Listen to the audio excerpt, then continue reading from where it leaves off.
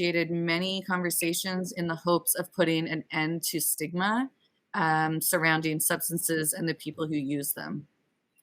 A graduate of St. Lawrence College Addictions and Mental Health Program, Jess has become a passionate advocate for harm reduction and safer use. Currently working as a peer navigator and an outreach worker, she's also a founding member of the Brockville Overdose Outreach team. She's a member of her local municipal drug strategy and is a lived experience advisor for different policy and research teams throughout Canada. Tara Gomes is a scientist at St. Michael's Hospital and principal investigator of the Ontario Drug Policy Research Network. She's also an assistant professor at U of T and holds a Canada Research Chair in Drug Policy Research and Evaluation. Her research program focuses on drug safety and drug policy research, with a specific interest in developing evidence to inform policies that address the ongoing overdose crisis across Canada and that integrate perspectives of impacted communities. So I'm going to hand it over to Tara and Jess. We are going to have them present and then we'll hold questions to the end. If you do have a question, please put it in the chat and we will get to it when the presentation's over. Great, thanks so much, Alexxa. I'm really happy to be here today with Jess to talk a little bit about some of the work that we and a broader team of people across Ontario have been working on, trying to better understand the changing circumstances around opioid-related toxicities during the COVID-19 pandemic, and specifically, more recently, trying to better understand patterns of medication use, drug use, and healthcare interactions among people who have experienced these fatal overdoses. In terms of disclosures, none of us have received financial support or in-kind support from a commercial sponsor, but we do have some conflicts of interest to declare, which are on this slide and are largely based on research grant funding or stipends for membership on different committees. And so the presentation was reviewed to try and, given those conflicts, just ensure that this meets the principles of scientific integrity, objectivity, and balance. Before I get into the study and work that we've done, Jess and I just wanted to make sure that we spent the time to acknowledge the enormous loss of life that is occurring during the pandemic and before the pandemic across Ontario and more broadly across Canada from the ongoing overdose crisis, and in particular acknowledging all of the families, friends, and loved ones that have been lost during this crisis. We know there's going to be a lot of data that is presented today, especially in my part of the presentation, and I think it's really important for us to just take a moment and recognize that embedded within this data are the stories of countless people who have lost friends and loved ones and who are grieving those losses during what is also a very challenging and isolating time during this pandemic. So we just wanted to take a moment to reflect on the fact that, you know, this report and this work cannot adequately reflect that burden that is being borne by people across the province and more broadly across Canada. So a lot of this work that we did started really soon after the pandemic arrived in Ontario, because many of us were really concerned about what the impacts of the COVID-19 pandemic were going to be on what was already an escalating and worsening overdose crisis that we were grappling with. And we worked together with many people across the province to do some initial work that tried to understand those changing circumstances around opioid-related deaths and comparing what some of those circumstances were prior to and during the pandemic to try and help facilitate an appropriate response. And some of this work really focused initially on understanding the types of drugs involved in overdose deaths, where people were employed. We found that there was a very high percentage of people who had recently been employed in the construction industry who were experiencing fatal overdoses. We saw a high degree of overdoses that were occurring when people were alone and who were living or who were overdosing within their own private residences, but also a disproportionate impact of overdose deaths during the pandemic on the population of people experiencing homelessness. And based on that information, we really felt that there were ongoing gaps in our attempts to understand not only what those circumstances were, but how the most appropriate response could be crafted to try and change this trajectory that we were on. And some of the areas and gaps in knowledge that we really wanted to try and fill were understanding the various roles of both pharmaceutical or prescription opioids versus non-pharmaceutical opioids, and understanding what those barriers to accessing healthcare might be among people who were experiencing those worst harms of the overdose crisis, and specifically thinking about where there may be missed opportunities to help support and provide access to programs and services among people who use drugs. And so that's really what led to this report that came out early in 2022, where we were really using the data that we have available for us across the province to try and fill some of these knowledge gaps. I won't spend a lot of time on methods because I know most people don't need to know this level of detail. But what I just want to give you an idea of is where this data comes from and what populations we were looking at. So we worked closely with the Office of the Chief Coroner in Ontario to get data on all opioid-related deaths that occurred in the province. And specifically, these are deaths where one or more opioid was identified as directly contributing to that death. But as you'll see a bit later, often these are deaths that occur where there are also other factors involved and other substances involved. And we linked those data through ICES to a number of different healthcare databases so we could understand prior access to prescription opioids for pain or for OAT, physician services, and hospital and emergency department services. And essentially what we constructed was a pandemic cohort. So we looked at all people who had had an opioid-related death during the pandemic in 2020. So essentially from March 17th to the end of 2020, and compared that group of people to those who had died during a similar calendar time in the year prior, so March 17th to the end of December in 2019, because we know that patterns of overdoses where they happen in some of the circumstances do change over calendar time as well. So we wanted to compare two very similar calendar times, just after or just during the pandemic and just before the pandemic. So broadly, what we saw, and we saw this early on, and these trends have really continued even throughout 2021, is that there was an immediate increase in opioid-related deaths. And I think this is pretty well established and well recognized across Canada now, that a lot of our fears when the pandemic arrived in terms of its impact on the ongoing overdose death rates would come to fruition. And unfortunately, we did see that. There was nearly an 80% increase in opioid-related deaths that happened just in those first few months of the pandemic arriving in Ontario, where in December 2020, we were seeing about 250 opioid-related deaths a month. And those numbers have continued to climb throughout 2021. But given that data, and as I mentioned earlier, there was really a few gaps that we wanted to try and fill in, and in particular, trying to identify where the most effective responses could come from and what they should incorporate. So the three main areas that we really wanted to explore further were where geographically in Ontario these deaths were occurring, understanding what types of services would be needed based on the patterns that we were seeing, and then what settings those services should be provided in. So we start with just thinking about where these deaths were occurring geographically, and if this is really something that is occurring consistently across the province.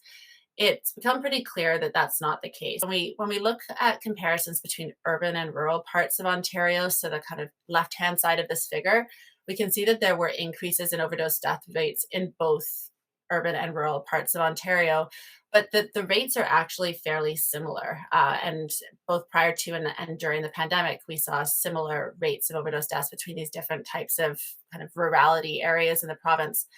However, when we look at stratifications by Northern and Southern Ontario, we see pretty large discrepancies where even before the pandemic, rates of overdose deaths in northern parts of Ontario were about double what they were in Southern Ontario.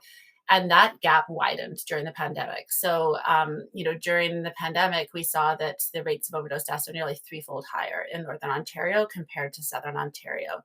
And it really identifies a need for us to think about how we can integrate services and tailor services specifically to the needs of northern communities and as well more remote communities. Now the text is probably small here, but this is essentially a figure of all of the different health units across Ontario, with the blue bars representing death rates prior to the pandemic and the yellow representing death rates during the pandemic.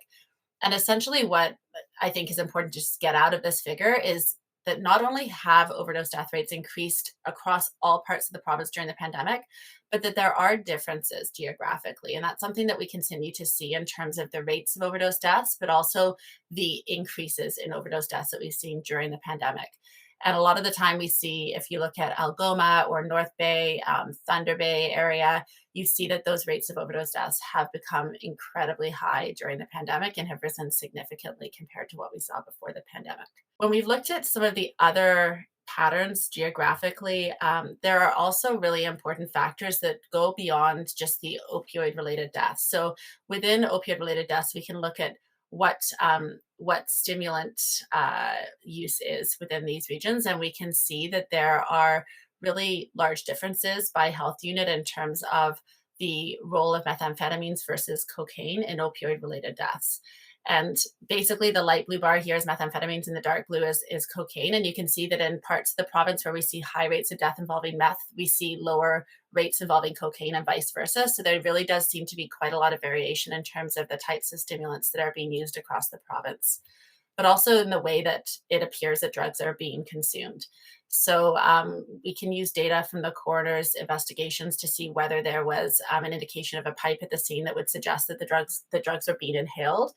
And again, when you look across the health units in Ontario, you can see a wide variety of rates at which you see evidence of inhalation of drugs. And that again just speaks to the need for this multi-pronged approach to responding to this, because not only are we seeing variations in opioid related deaths, but we're seeing variations in other substances that are involved in those deaths and the types of stimulants involved and the ways in which people are using substances. And so all of those change and change the way in which we need to consider responding and the types of services that need to be provided. And that brings me exactly to that next question, which is what are those types of services and how do we use this information to better understand the different types of programs that we need to provide? The first thing we did to look at this was really trying to understand the role of prescription versus non-pharmaceutical opioids in opioid-related deaths. And broadly, what we saw was that during the pandemic, there was an even larger shift towards opioid related deaths, predominantly being those where only non pharmaceutical, so non prescription opioids, were contributing to deaths. So nearly 80% of all opioid related deaths during the pandemic had only drugs from the unregulated drug supply that were contributing to those deaths. And we saw a reduction in the percentage of deaths where only pharmaceutical opioids were involved. So only 1 in 10 deaths during the pandemic had only prescription opioids involved. And when we look at the types of prescription opioids, predominantly those are opioids, essentially methadone, which is used to treat opioid use disorders, as opposed to opioids that are prescribed for pain, although we do see some degree of opioid prescribing for pain. And this is reinforced when you look at the postmortem toxicology for the deaths that we've seen during the pandemic. Nearly 90% of all opioid-related deaths that occurred during the pandemic involve fentanyl. And so this is something that I think is probably widely recognized by everybody on this call, but this is that the crisis that we're in right now is one that is driven by the unregulated supply, which is predominantly fentanyl. And when we look at how many opioids are involved in deaths, again, about 90% of them only involve one opioid. So we are increasingly seeing that overdose deaths that are occurring involve fentanyl, and only fentanyl is the only opioid involved in these deaths. And it really reinforces the fact that we need to be focusing our efforts on policy and program responses that address the volatility and the toxicity of the unregulated drug supply right now. And just to kind of follow on that train of thought around access to OAT and opioid use disorders, I think a lot of the response and focus in these conversations is often around providing people with access to OAT, so methadone or buprenorphine, which makes a lot of sense because these are first-line agents with a lot of evidence around them in terms of, providing support and reducing risk of overdose among people who are retained in these programs. However, I think that something that's often missing from this conversation is the fact that there's also a fairly high proportion of people who are experiencing the harms of the unregulated drug supply right now who don't actually have a diagnosis of opioid use disorder and would not be eligible to access OAT. OAT would not be something that would be within this suite of responses that would be beneficial for this population. When we looked during the pandemic, we found that 2/3 of people who had an opioid-related death had some evidence of an opioid use disorder diagnosis, but that means that about 1/3 of people did not. And so these are likely people who might be more occasional substance users and are being exposed to this really volatile drug supply, perhaps haven't developed the same tolerance to that supply either, and are at a high risk of overdose. And so while OAT can be an evidence-based first-line option for those with OUD, we also need to be thinking really carefully about how we expand availability, investment in other services, in particular harm reduction services and safer supplies to alternatives to the unregulated drug supply, because OAT alone and focusing on addiction medicine is not going to prevent a large amount of the harm that we are continuing to see across the province. It also means that when we look at those who have OUD, the two-thirds, we only found that about a third of people had even had OAT in the last 5 years.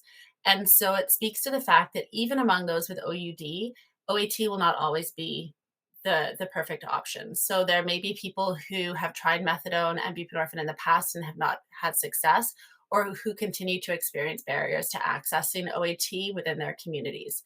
And that again speaks to the fact that we need to consider how we can provide access to low barrier access to OAT and treatment for OUD, as well as alternatives. So making sure that we have alternatives to just methadone and buprenorphine, with expanded access to Cadian and expanded access to IOT as well, so that people have a variety of different options available to them in a low barrier way. But we also have to remember that this isn't a crisis of opioids alone, and there's a really high degree of involvement of other drugs in opioid-related deaths, which again complicates the response. It means that we need to expand that suite of services that are available. When we looked at benzodiazepines, there were about half of opioid-related deaths where benzos were detected in postmortem toxicology, and about 1 in 4 deaths during the pandemic had a TZLM specifically that was detected, which we know is increasingly coming up in the unregulated drug supply, and is complicating the response in a variety of ways, because overdoses are harder to reverse because of this high degree of benzodiazepine involvement, as well as people who are trying to access treatment and are receiving OAT are going into benzodiazepine withdrawal, and also need support for the high degree of tolerance that they've developed to the benzos that are in this drug supply. We also see that stimulants continue to be a direct contributor to many of these deaths, nearly 60% of deaths during the pandemic, and that is both contributed by cocaine and methamphetamine. And as I showed earlier, the contributions of cocaine versus methamphetamine do change across the province. So we see that both of these stimulants are continuing to play a large role, and are growing during the pandemic, where we're seeing likely more polysubstance use and people using opioids and stimulants together, which can increase people's risk of overdose deaths. So while all of this information, I think, really helps because it identifies the fact that this multi-pronged approach is needed, that we need to consider low barrier access to OAT and varieties of different kinds of OAT, but also other harm reduction programs like safe spaces to use drugs, spaces that are developed not only to safely use opioids, but use stimulants, as well as safer supplies, so that people aren't being exposed to the same degree to volatile drug supplies and benzodiazepines within the drugs that they're using. We also need to think about, when we develop these programs, where should they be made available, and how do we best provide these services to people who are in need. So to do this, we did look at healthcare interactions among people who'd recently had an overdose death during the pandemic. And one of the things that I think really stood out to us was that there's a very high degree of engagement with the healthcare system in this population. About 1 in 4 had actually had some kind of healthcare interaction in the week before death, and about half had engaged in the healthcare system in the month before death. So I think there's often this conception that people who are at risk of opioid-related harm are quite disconnected from the healthcare system. And that comes from, a lot of the, I think, real stories that many people have around the stigma and discrimination that they experience when engaging with the healthcare system.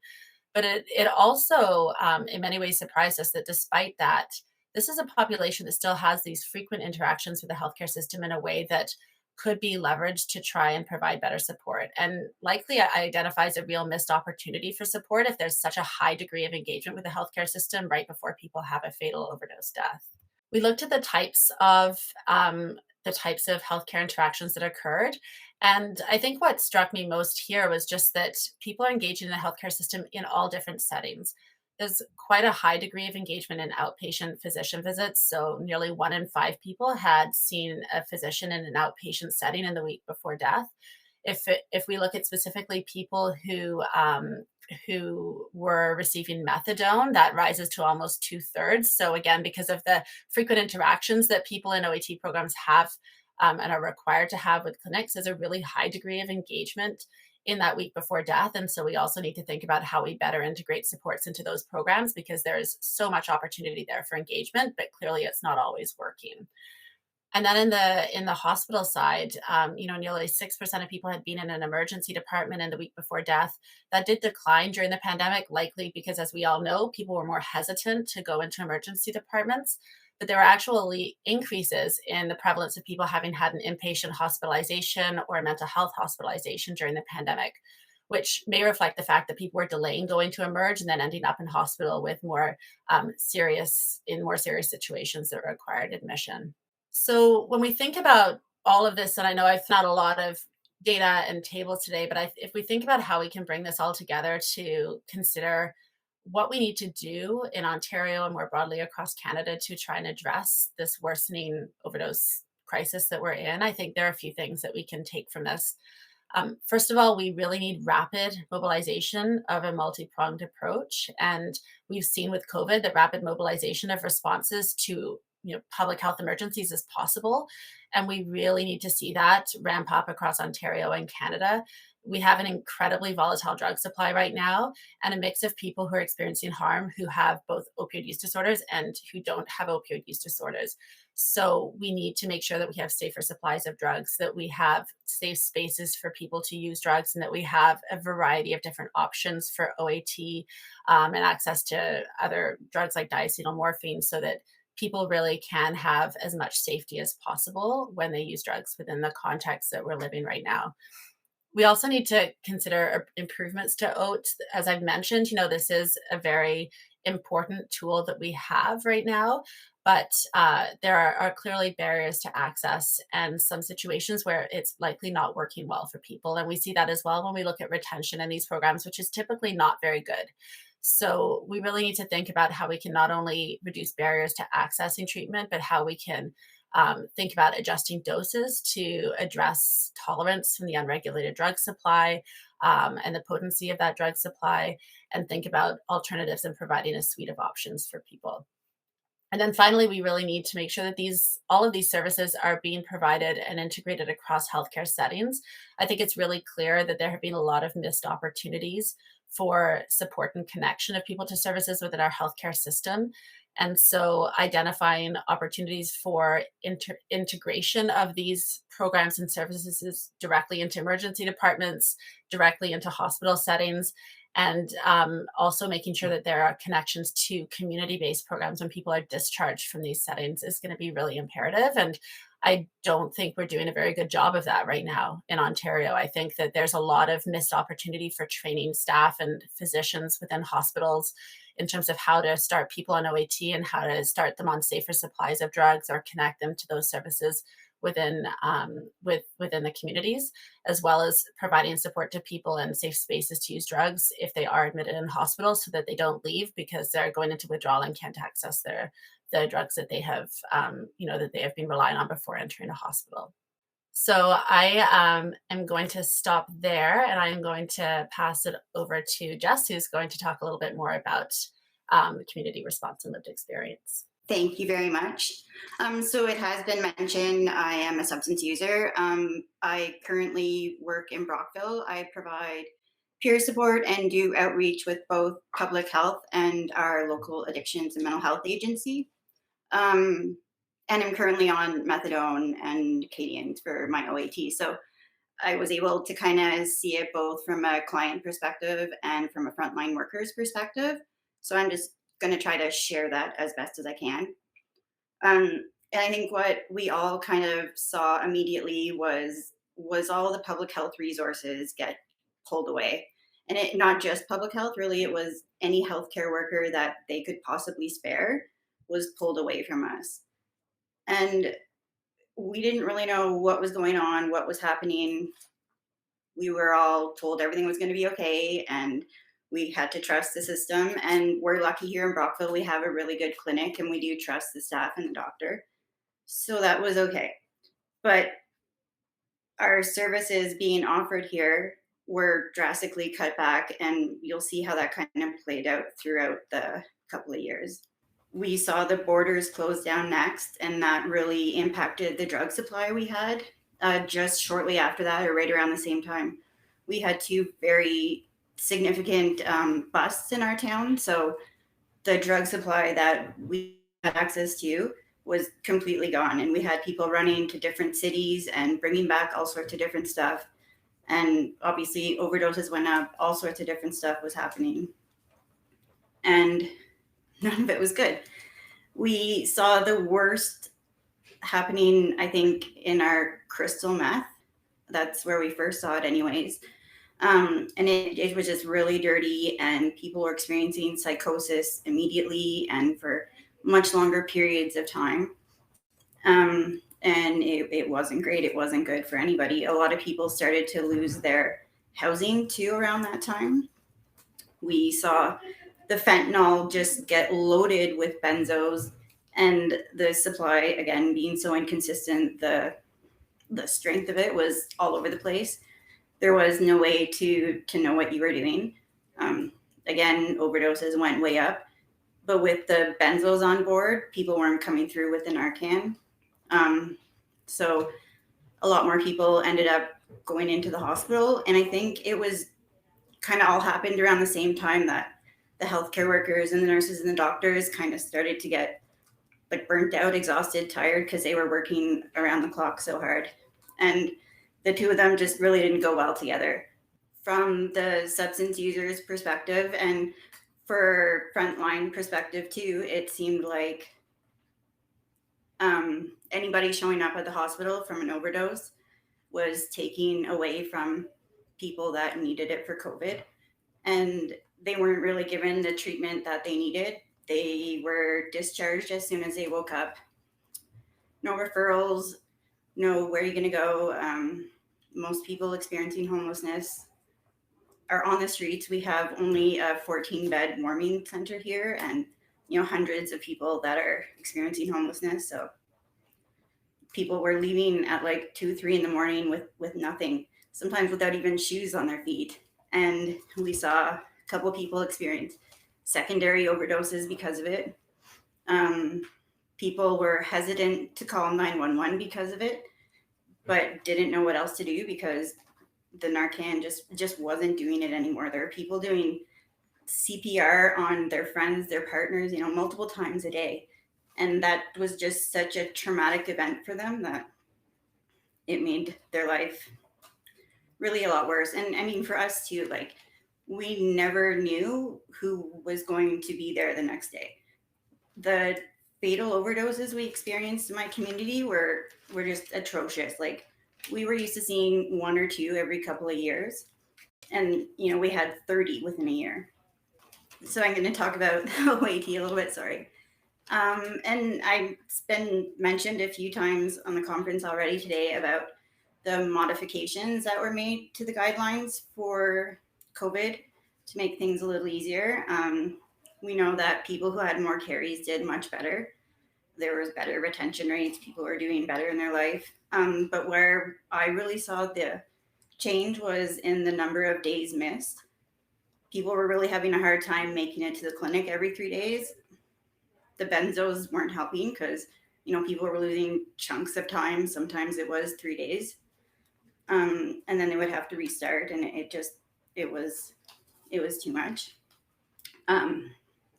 Being able to start on, or not having to restart, but being able to get dosed on like the 4th and 5th day really kept people on program. So we saw a little bit more stability there. That was a nice change.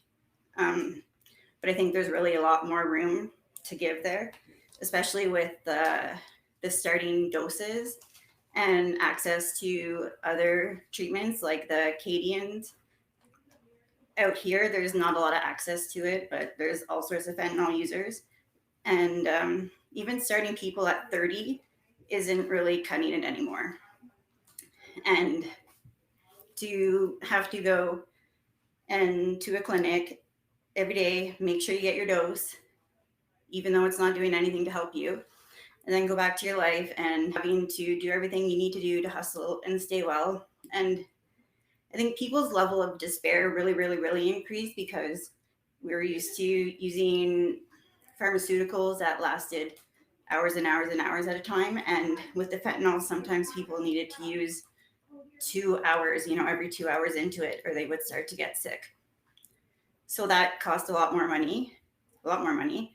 When CERB came out, that was a great help for people, but that only lasted a few months. And then people were, again, just desperate, starting to do stuff they would never do before. And again, the benzos didn't help that because people were making decisions that they had no idea they were making. They were not remembering stuff they were doing. A lot of ridiculous decisions made by people that would have never made them ever in their life. So, sorry, but no, back to methadone. So we're doing all this stuff to try to stay well, and we're getting to the clinic, trying to make it 3 days in a row so you can up our dose a little bit. And even if you can do this, if you can carry it on, you still have to figure out how to not use more fentanyl than you should be using, or else your tolerance is just going to continue to rise as your methadone is increased. And with the lack of stability in the drug supply, it's really nearly impossible to do that right now. So I think really there's a lot more changes that we could make. I don't think it was quite good enough. It was a start, but there really is a lot more room to go there, or else people aren't going to bother. It's hard enough now, and people are just tired. They're tired of feeling like they failed. And I've never seen another form of treatment or illness or anything else that's treated where if the treatment isn't working, it's the patient's fault. It's not the case. If the treatment isn't working, the treatment isn't working, and we need to adjust the treatment, not blame the person. But with substance use, that's really what we do and what we see. I think, so we had an outbreak of COVID November of 2021, and I'm surprised it took that long to happen. We knew it was going to happen. We were telling everybody it was going to happen. We were trying to get our city to make plans and the counties to make plans. And I think they just never planned on doing anything. But we did have a big outbreak. And again, with all the people on the streets, people didn't have anywhere to go. They had nowhere to go to isolate themselves or stay away from other members of the community or each other. And it blew up here. Public health came together, counties came together, threw together a hotel, a shelter, which we had already proved in our city isn't going to work for people using substances, but that's the decision that was made again. It wasn't adequately staffed at all, which was like every other service that we were experiencing or using. They waited almost 14 days before opening it. So most of the people who tested positive were over their isolation period. And, lots of people got really sick and they were outside and it was cold and it was nasty and there was freezing rain and very, very sick. So they went through this nasty disease that the entire world is shut down because of, with no support, no nothing. And that just really isn't fair. So by the time the shelter opened up, there weren't a lot of people that were able to access it, but there still were people. They were supposed to hire a company that was there 24/7 to make sure that everybody was safe. People were staying in the rooms. They weren't coming and going from the hotel. That company pulled out the first day. So all that was left was myself, 2 hours a day. So 4 to 6, I would go there. And the first day I showed up and everybody was just everywhere. People were coming and going. The other company was gone. I had called my boss to let her know what was going on. We were in constant communication. So there were people coming and going from the hotel. I told them that all they had to stay, like, whatever you got right now, that's good. We'll figure out how to get you the rest of their stuff. Got everybody in the rooms, let them know who was in the room. And then like a half hour later, this couple came back, but I had already told my boss they were gone. So their room was gone. So one young girl, she was in, I don't know, her early 30s. She was diabetic. She had been in the ICU the previous weekend, discharged Saturday night or Sunday night. I'm not 100% sure. And this was a Tuesday. So I had to kick her out, which shouldn't have been my job. I shouldn't have been the one to kick people out, to lay down the laws, but there was nobody else to do it. They knew I had a relationship with people, and in my opinion, took advantage of that relationship. So this woman left. She didn't have anywhere to go. She ended up at a friend's house the first night. But the second night was so sick and didn't know where else to go. Came back to the hotel around 2 or 3 in the morning. Because it wasn't staffed, there was nobody there to see how sick she was. She ended up going in a client's room. She was sick. There was vomit everywhere. She went to sleep, and when he woke up, she had passed away. They were more upset that she had come back to the hotel than that she had lost her life. And because it happened, they shut the entire shelter down. So we already lost the life of somebody because we had kicked her out of the shelter.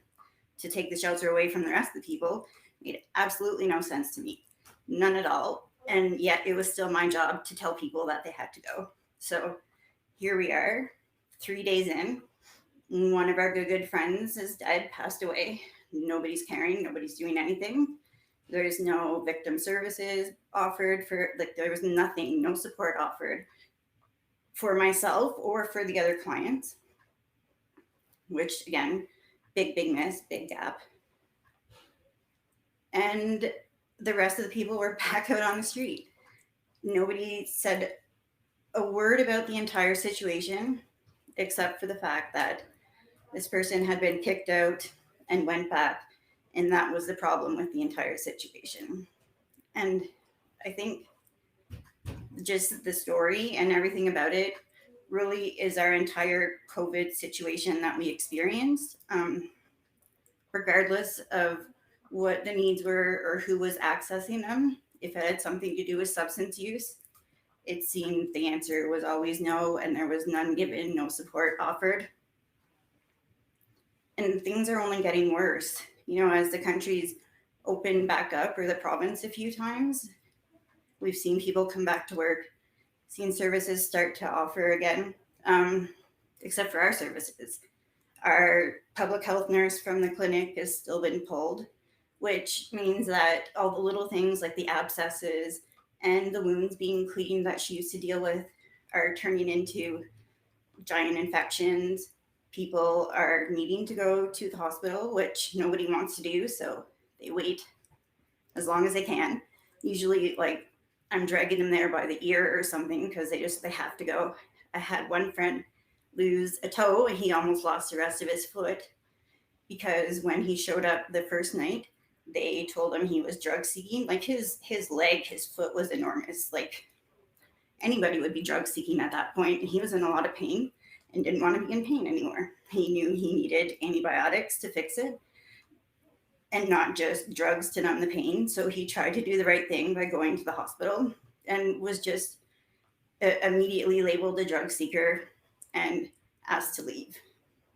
So he got the bare basic antibiotic through the clinic, and the care that we could give him for his foot, which thank God we have nurses here because I am not able to do that stuff. But that wasn't the only experience. There were lots of people that didn't want to go to the hospital. They didn't want to be treated poorly. They didn't want to take away services from other people that needed it,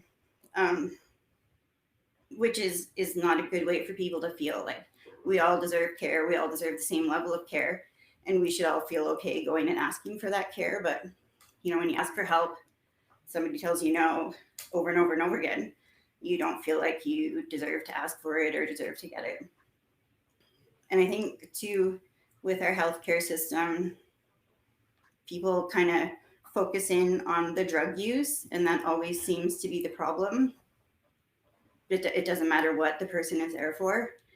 I tried to go with a client. Well, I did go with him. I tried to go to advocate for him, but they didn't listen. So he had pneumonia. It had been documented. He had been there a couple times. They had given him an antibiotic he was allergic to. So he was back to get a new one. he was sick, like his oxygen levels were good, his breathing sounded terrible, but it was okay. They brought him back in. The doctor went and looked at him and just ordered Narcan. That was his first thing. And I tried to challenge that by telling him he had been in our care in our site for the last 4.5 hours. So he hadn't used anything in at least that time. There was no reason for Narcan, but he didn't listen and precipitated withdrawal on the client, on my friend, for no reason. Like all he did was put him in excruciating discomfort for 20 minutes. It didn't change the situation. It couldn't have changed the situation. The drugs had nothing to do with the infection he was fighting in his chest, but that's what the doctor zeroed in on, and that's what he was trying to treat. That, on top of how we get treated, on top of the shame that we already feel ourselves, on top of the stories that other people have told us, on top of all the experiences, to go into a hospital anymore it's not, it's really hard to do, even for myself as the person that, like, I'm pretty public about everything and whether I'm using or whether I'm not. And when I'm not using and present at the hospital, it doesn't matter. I could show up not having showered in days and clearly been living on the streets and using chaotically and be treated the same way as I get treated after I work a full day and go there for something. And you can tell when they see on your file you're a substance user. You can see their body language change. The tone they use to speak with you changes. What you're saying no longer holds any truth. Like, it doesn't matter. For whatever reason, we don't know our bodies anymore or what we need. We're always lying, or they think we're always lying. And quite often we do lie because we get treated so poorly when we tell the truth. And for some people, it's a matter of keeping their family safe and together, or their job safe, because when people find stuff out about someone that uses substances, they tend to overreact, call CAS. And again, it's the drugs are the problem. It doesn't matter. The person could be the best parent in the world. And quite often we see that there's great parents, and it doesn't matter. CAS is in their life, kid is apprehended, and there's thousands of hoops and everything to jump through to get back. So again, it's really been tough. Our experiences with the healthcare system have not been great over the past few years. And again, like, I'm not slamming everybody. There's lots of great workers out there, and we appreciate you all, but even if there's one negative person, it kind of ruins the entire experience. I think we need to be listened to a lot more, though, and not just taken for granted. And it would make things easier on both sides if we got good care, because we wouldn't hold on to stuff until it grew out of control. We would be able to address stuff right when it first happened, when it was small and easy to take care of. And our defenses wouldn't be up. We wouldn't go in with whatever attitude, because we wouldn't expect the negative treatment every time. And I mean, that's basically it. It's been really rough, both as a client and as a frontline worker. And I know the other people I work with on the front lines are just exhausted and tired and frustrated, and we all need a lot more support. So thank you very much. And just wanted to acknowledge all the different authors that contributed to this piece, and also on behalf of all the authors, we just again want to acknowledge all the people who are using drugs, all the harm reduction workers, the frontline workers, really the first responders, everybody who's out there working every day. We really appreciate it, and thank you all so much. Thank you so much. Thank you so much for your presentation, and thank you, Jess, for sharing. I'm sorry that you've been through it just sounds like been through so much over the last through the pandemic. I see there's a few questions here in the chat, so maybe I'll start there, and then if anybody has more questions or comments, please put them in the chat. First one is I see a big gap in support for recently released incarcerated patients, putting them at greater risk. Epidemiologically, is this recognized as an area of need? I guess I can speak on the epi side, and Jess can speak on with her experiences as Yes. well. I think it's definitely something that we see a lot, and there has been some research done showing that that first week after being released from incarceration is a really high risk period where you see a lot of people, who might have lost their tolerance to drugs when incarcerated, coming out, not having sufficient supports and housing, and using the unregulated drug supply again in a way that can put them at a really high risk of overdose. So certainly we see that play out in the data, in terms of that being incredibly high risk and there not being enough supports and thoughts around the transition for people in terms of providing naloxone when people are released, and also connecting them with community-based services. A lot of the time people are just kind of tossed out without any wraparound supports and left to their own devices. And without that, it's understandable that people go back to, the communities and supports that they've had before, and sometimes that can lead to risk as well. But I'll pass it to Jess, and I'm sure she has some important insights too. 100%. That's another area where we're failing big time. People are coming out, you're right, not supported at all, not connected quite often. Their scripts are not even connected to the pharmacy that they're going to be receiving care from. People's checks are not set up. So if you're on ODSP and you get out like on the 4th of the month, you go without any money for the entire month because you have to wait till the last day to get your money. And even if you, when you were incarcerated, put all this effort towards making better choices and maybe working on whatever you were using your substances for and plan to not use or to not use as much or to not use with the same people you're with, when you come out to nothing and that's all you have and that's all you know, there's no, it's not really a choice at that point because you have this one option and that's all you have. So the more options we can give people, the more support we can give them, the more empowered they're going to be, and probably we'll see them making a lot of different choices. Thank you. There's a couple of, I guess there's a couple of comments here, and I'll just allow you to reflect on them. The EDs should all have order sets to start OUD patients onto Suboxone before DC, and relaxed carry privileges were a key change. They should be maintained going forward. So I don't know if you have anything to reflect on that.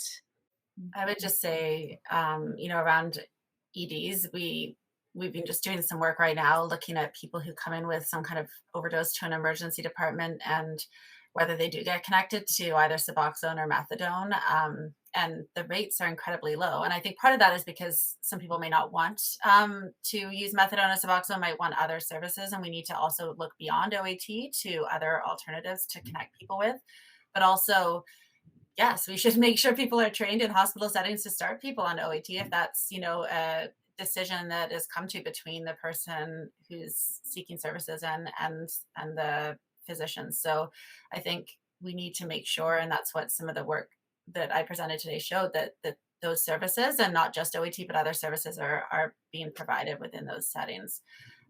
And we did have some other work that we did looking at the relaxed OAT carries during the pandemic. And as Jess alluded to, there were a lot of benefits that a lot of people found in not having to go to the clinic so often. And it plays out at the population level where we saw lower risks of overdose and higher retention in OAT among people who were given those longer take-home doses. So I think there's a lot of evolving evidence showing how beneficial that change in practice is.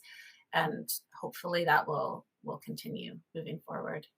I think too, it's really important for the staff there to know what the local resources are so that you can offer those supports and get people connected. And that seems to be a bit of a gap in our emergency department anyways. Yeah, following on that, I was wondering, what are in your opinions, what are some supports or interventions that could be implemented, right now for uh, outpatient settings, healthcare settings that could make an impact? And I think the easiest thing to do is to get a peer in there, even if they're not in there all the time, but you have a number you can call them and they can come and, they're there to support the client, advocate for the client, and you kind of teach other people by example how to treat people. That's great. Lots of thanks in the chat here, specifically for, especially for Jess, sharing your experience. Is Cadian not used in Brockville? So in Brockville, it is used, and we're the only clinic in like the surrounding Lanark, Lead, Grenville area that offers it. But we kind of cap out at 100, maybe 200 milligrams, which just isn't sufficient for most people. So I want to thank you both. I'm wondering, do you have maybe, a final thought, both of you, before we wrap up?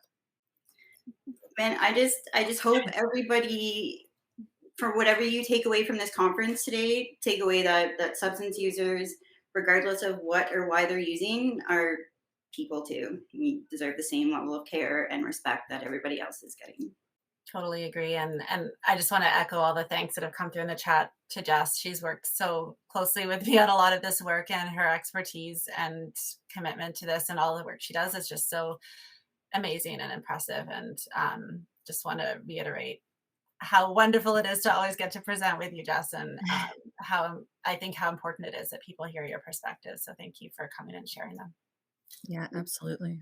Thank you for all the work you do and being such a great ally for us. Wonderful. Well, thank you everybody for joining us, and I hope you enjoy the rest of the conference.